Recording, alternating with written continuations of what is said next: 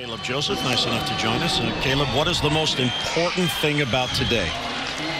Oh, man, I thought Wade did a great job today. I haven't seen electric stuff like that out of him. Granted, I've only caught him twice, but I thought he did an amazing job. He worked quick, was filling the zone up, pitching down in the zone with the sinker, threw quite a few really good curveballs. Thought he did a really nice job, and then, of course, our big boys get up there and provide some run support. Okay, let me rephrase that. What is the most important thing about today at home? Well, it was yesterday, but that's close. Yesterday was my son's 2nd birthday, so we had a big old party.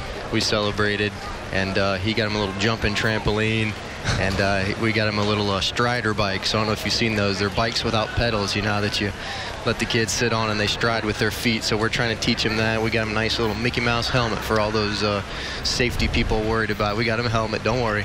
So we're excited about it.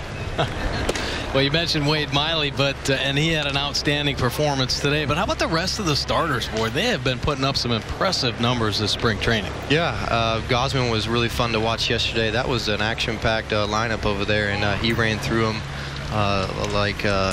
just like he'd been doing it for years. And you know, Baldo's throwing the ball really well. He did a really nice job in Tampa his last outing. I think he pitches in 2 days in Fort Myers. Looking forward to that.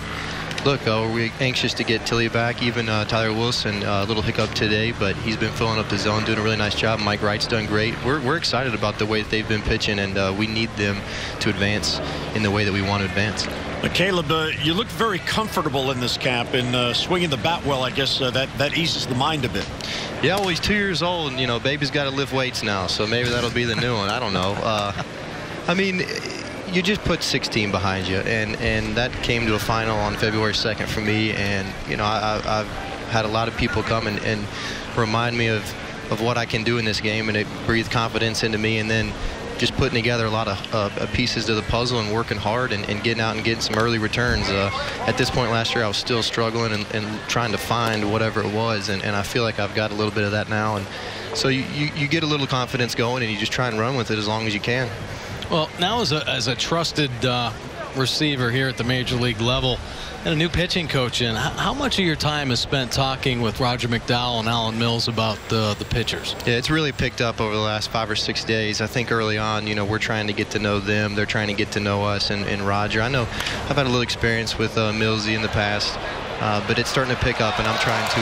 Well, something big happened. You guys need to announce that? Well, what a play by John Birdie at second base. He takes a base hit away from Paul Yanish. Yeah, I think I've got a future in this broadcast thing.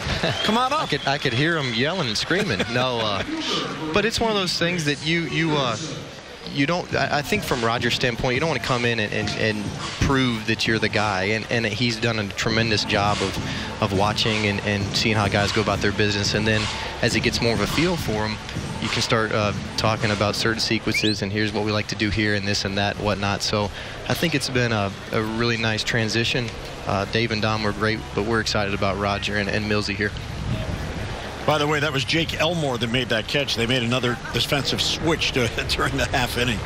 Well, you know, that's the thing about with the staff, and I mean, you certainly have an advantage because you know these pitchers. You know, and, I know Wellington's away at the WBC, but I got to believe that he's going to lean on you a little bit because you've been here and you've caught these pitchers. Yeah, experience is fun to have, especially when it's pretty much the same guys, and you can kind of give Wellington and even some of these younger guys like Austin Wynns and Chance and Audrey and Pena. Pena's got a little experience with them, but giving tips on, hey, here's what this guy likes to do.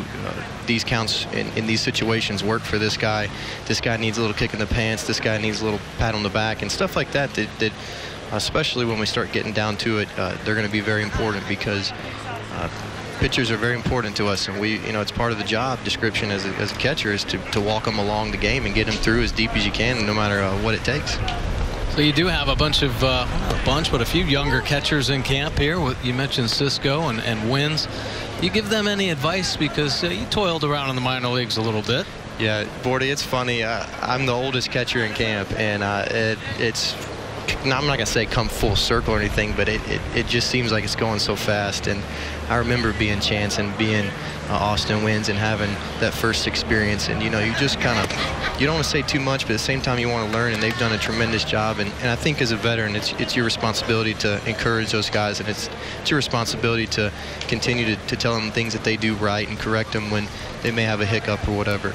And I feel like I'm trying to do that. Now I've got to get to know Austin a little bit better, but Chance has been a great learner, and I'm excited about their development. We've got some really nice catch and depth. I know we've talked to Buck and Dan about that, but really excited about the guys we have coming up.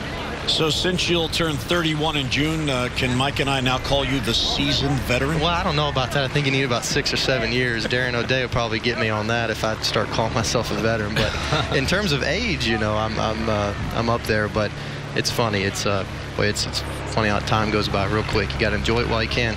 Well, and the other part of being on this team is you can enjoy it. There's nothing better, as you've experienced since you've come up, being on a contending team. Every game's something special. Yeah, spoiled rotten, I think, is the best way to put it. I mean, 2 out of 3 years we've been in the playoffs, and you can't ask for anything better. I mean, goodness, the year I went up and made my debut that same year, I was catching in the playoffs. I mean, you get spoiled because you think, man, this is supposed to happen every year, and then maybe you don't make it 15, and you're thinking, wow, this is a lot harder than it looks, and then you get to go and enjoy a wild card game. But look, we're not satisfied with playing a wild card game or even getting to the American League Division Series. We're not excited about that. It's time for us to kick the door open, as Buck has said. We need to pull it together, tighten it up a little bit. Baltimore fans deserve this. They've been out there supporting us since day one. Buck has come in and just really changed the culture of this place, and I think people are proud and they're excited and ready to get their arms around us, and so we need to give them something they can embrace. Well, Caleb, enjoy that day off tomorrow. I'm sure you will with your family, and we really appreciate the visit. Continued success. All right, Jim and Bordy, thank you very much. All right, there's our future broadcast partner, Caleb Joseph.